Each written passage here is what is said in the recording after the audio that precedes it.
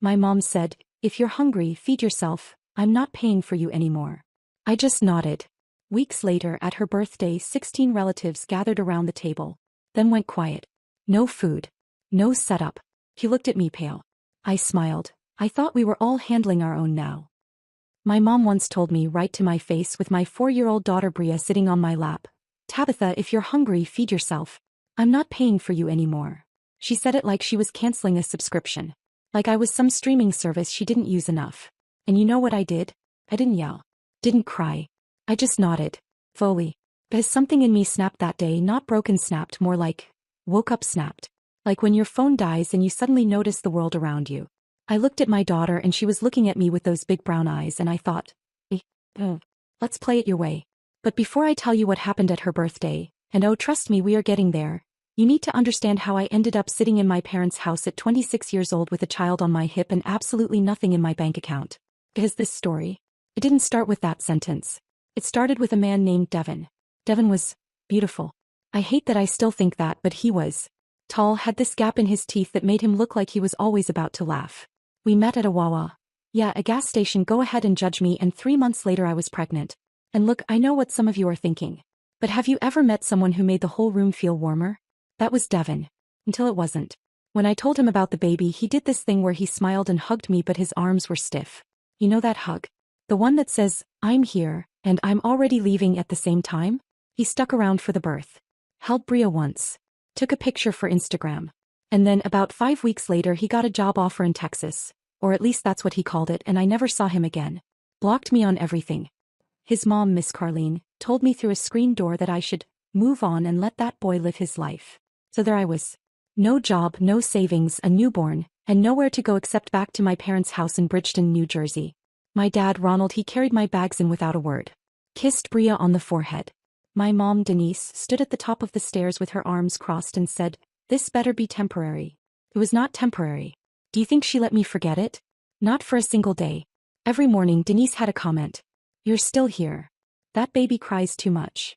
When I was your age I had my own apartment.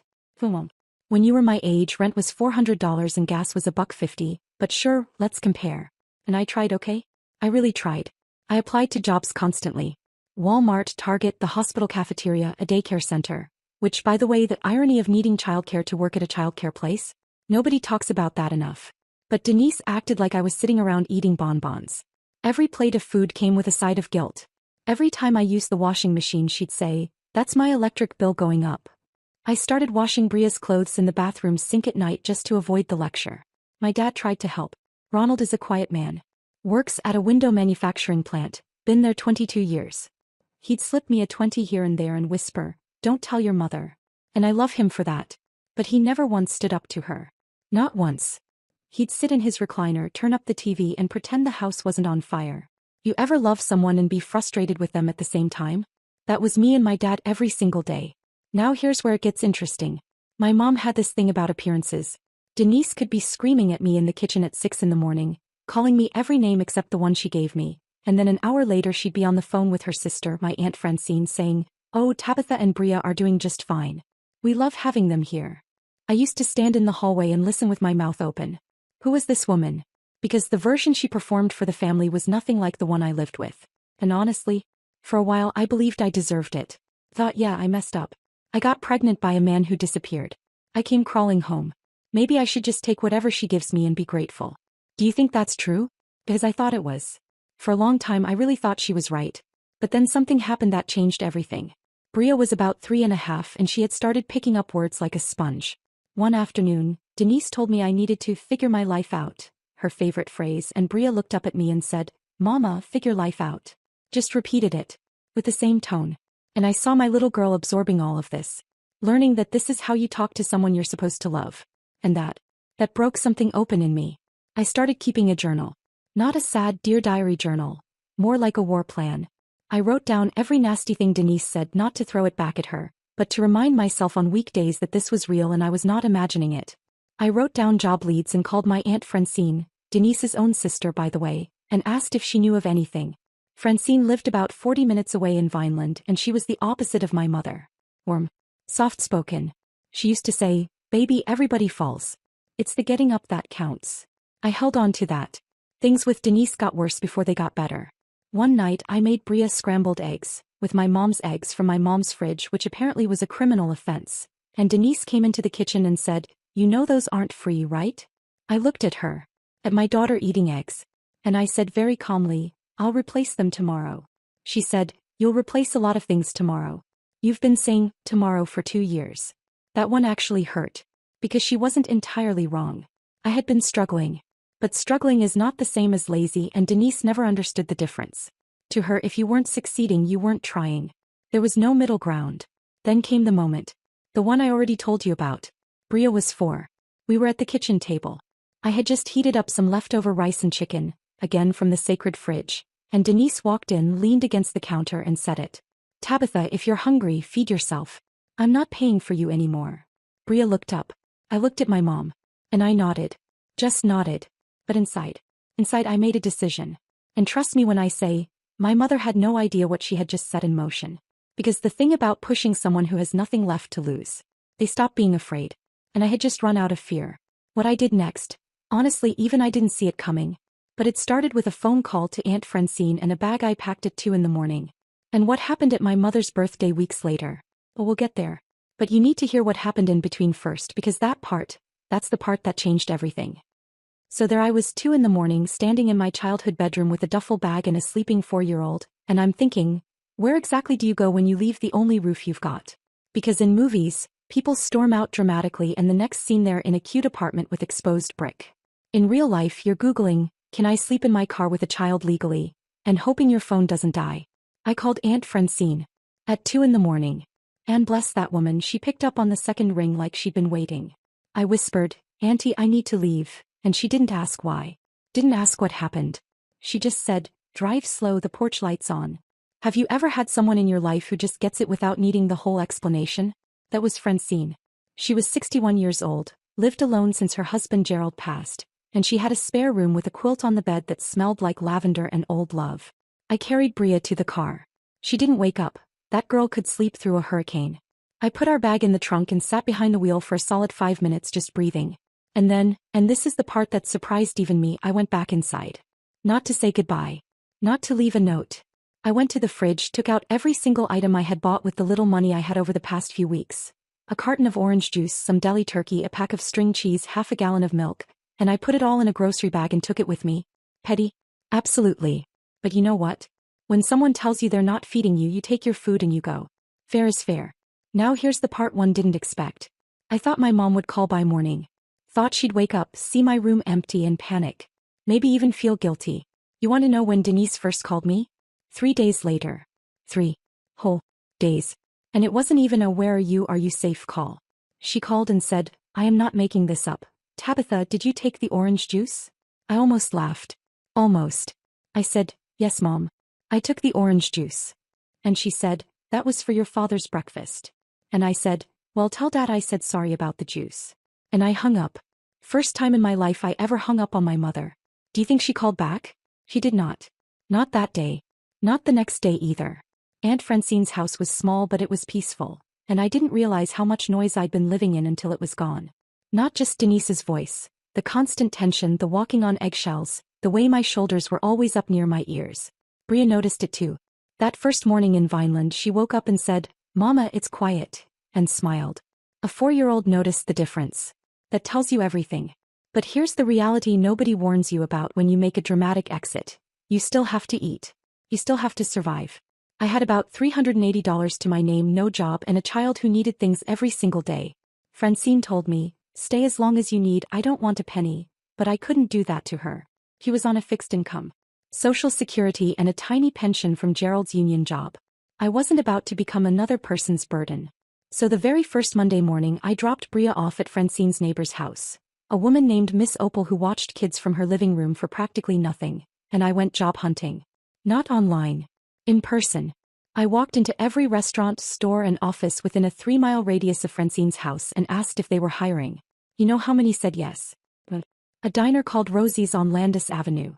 The owner, a woman named Marguerite, everyone called her Marge, looked at my application, looked at me and said, "Can you start Thursday?" I cried in the parking lot. Over a waitressing job. But it was mine. I earned it by showing up and asking, and nobody could take it from me or hold it over my head.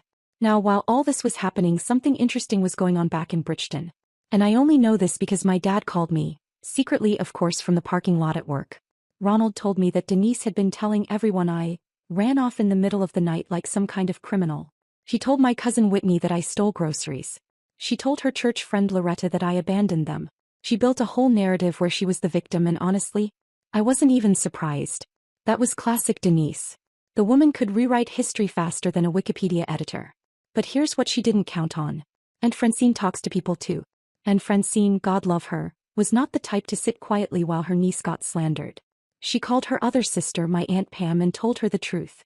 Pam called my Uncle Morris. Morris told his wife Jackie. And suddenly, the family grapevine that Denise had been feeding lies to was getting a second version of the story. The real one. My dad told me, "Your mother's been in a mood." I said, "Dad, she's been in a mood since 1997. He laughed. First time I'd heard him laugh in months. Now here's where things take a turn I genuinely did not plan. About 3 weeks into my time at Francine's, I got a text from a number I didn't recognize. I almost didn't open it. I figured it was spam or a scam. But something told me to look. It said, "Hey Tabitha, it's Devin. I heard you moved out of your parents' place. Hope you and the baby are good." The baby. He called Bria, the baby. She was 4 years old and he called her, the baby, because he didn't even remember how old she was. My blood pressure went up so fast I could hear my own heartbeat. I showed Francine and she put on her reading glasses, looked at the phone and said, "Block that fool." But I didn't. Not yet. Because I had a feeling there was more coming and I wanted to see where this was going. Are you wondering how he even knew I moved? Because I was too. Turns out, and this part made me want to scream, my mother told him. Denise still had Miss Carlene's number, Devin's mom, and she called her to say I'd taken off, and did Devin want to step up now? My own mother called my deadbeat ex's mother and basically invited him back into my life without asking me. Can you imagine? Actually, some of you probably can. Some of you probably have a Denise in your life. And if you do, I am so sorry. Devin texted again the next day. I've changed a lot. Got a good job now. Would love to meet her properly. And the old Tabitha, the one who was desperate and lonely and thought she needed somebody to survive, she flickered for just a second. Like a light that's almost burned out but not quite. I'll be honest with you, part of me wanted to believe him. Part of me wanted Bria to have a dad at her school plays and soccer games. But then I looked at my daughter who was sitting on Francine's floor building a tower out of cereal boxes, happy and peaceful for the first time in her life, and I thought, no. Not yet. Maybe not ever. But definitely not like this, not because Denise pulled strings behind my back. I texted back, "Bria is fine. I'll let you know if and when I'm ready to talk." Then I muted the conversation. Didn't block him, didn't engage. Just muted. And honestly, that felt more powerful than anything I'd ever done. You have no idea how hard it is to not respond when someone who hurt you suddenly shows up acting brand new. But I was learning something at Francine's house. I was learning that silence is an answer. And sometimes it's the loudest one. Meanwhile, the job at Rosie's was going better than I expected. Marge was tough but fair and the tips were decent for a small-town diner. I was working breakfast and lunch shifts, picking Bria up from Miss Opal's by 3, and spending evenings helping Francine in her garden. It was simple. It was boring, honestly. But boring felt like a vacation after what I'd been living through. I saved every dollar I could. I opened a savings account. My first one ever, isn't that sad? 26 years old and never had a savings account. I put in $40 that first deposit and stared at the balance on my phone like it was a winning lottery ticket. Francine caught me smiling at my phone and said, "What, that boy texting you again?" I said, "No, Auntie. I'm looking at my money." She said, "How, that's a man you can trust." I still laugh about that. 5 weeks went by. Then 6. And here's something nobody tells you about leaving a toxic situation. The person you left starts to unravel without you. Not because they miss you. Because they miss what you did for them. My dad called me again and said Denise was struggling. Not emotionally, logistically. See, what my mother never acknowledged was everything I actually did in that house. I cooked most of the dinners. I cleaned the bathrooms. I did laundry. I kept track of bills, because Denise couldn't figure out the online portal to save her life. I scheduled my dad's doctor appointments. I was basically running that household while being told I was a freeloader. No. Now she had to do all of it herself. And she was drowning. The electric bill was late. The house was a mess. My dad was eating microwave dinners every night, which for a man with high blood pressure was not ideal. Denise called me for the second time since I left, and this time her tone was different. Not soft. Denise doesn't do soft, but less sharp. She said, Your father needs you to call the insurance company about his prescription. Not, how are you? Not, I miss you. Just an errand. Like I still worked there. I said, Mom, you can call them yourself. The number is on the back of his card. There was this long pause. And then she said, fine, and hung up. And I felt, nothing. Which scared me a little. Because a month ago that would have sent me into a spiral. But standing in Francine's kitchen with Bria drawing at the table and the smell of coffee in the air, I just felt calm. Is that growth? I think that might be growth. But here's the thing, Denise's birthday was coming up. September 14th. And every year without fail, Denise threw herself a birthday dinner. Invited the whole family. And every year guess who cooked? Guess who set the table, arranged the flowers, made the potato salad and the baked mac and the collard greens and the sweet potato pie? Me.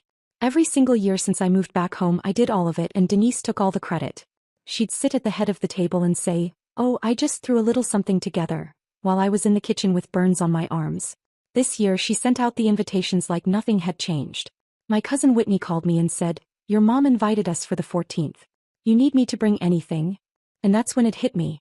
Denise had invited everyone but hadn't called me to cook. She hadn't called me at all. She just assumed, that I would show up and do what I always did. Because that's what I was to her. Not a daughter. A service. And something inside me, something calm and petty and completely at peace, said, let her assume. What I did next, well, I'll tell you. But trust me when I say my mother's face when she realized what was happening? That image lives in my head rent-free and it will probably live in yours too. Because what she expected at that dinner and what she actually got. Two very, very different things. And 14 relatives had a front row seat. September 14th. I woke up at Francine's house and my body already knew today was going to be something. You ever get that feeling? Like the universe already sent the memo but your brain hasn't opened it yet? Whitney had been live texting me all week. The day before she called and said, Tab, your mama set 15 plates. 15. He set one for me. Still assuming. After everything, still completely certain I'd walk through that door and save her like I always did. And here's what's wild. I didn't organize any conspiracy.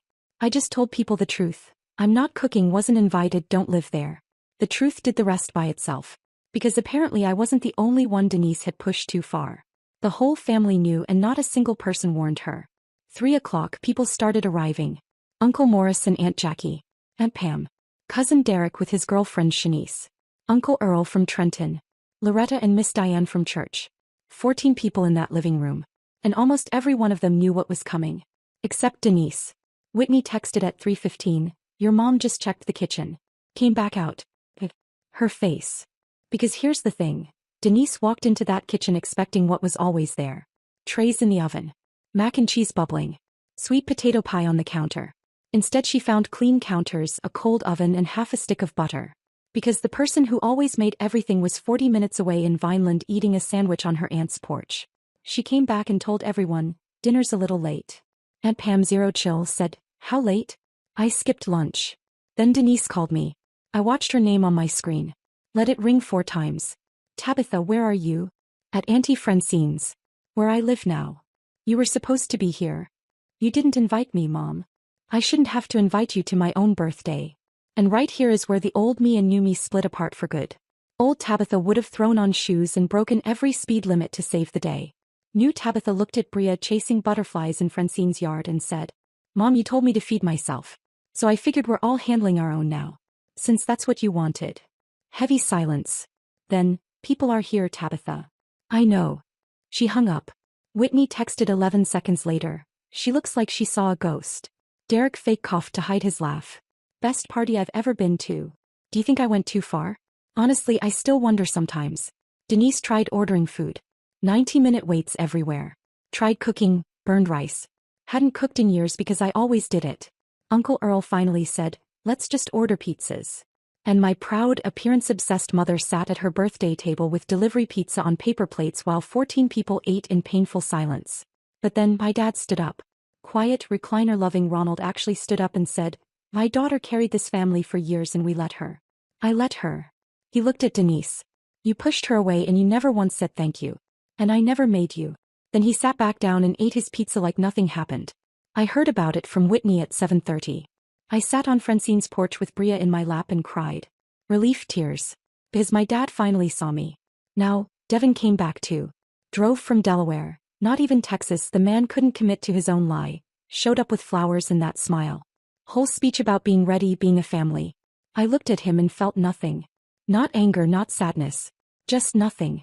And that's worse than hate, honestly. Because indifference means it's truly over. I said, if you want to be in Bria's life, be consistent. But you and me? There's no you and me. He left. I didn't watch him drive away. Just closed the door. I sent my parents no money. Dad started calling Sundays and those became my favorite thing.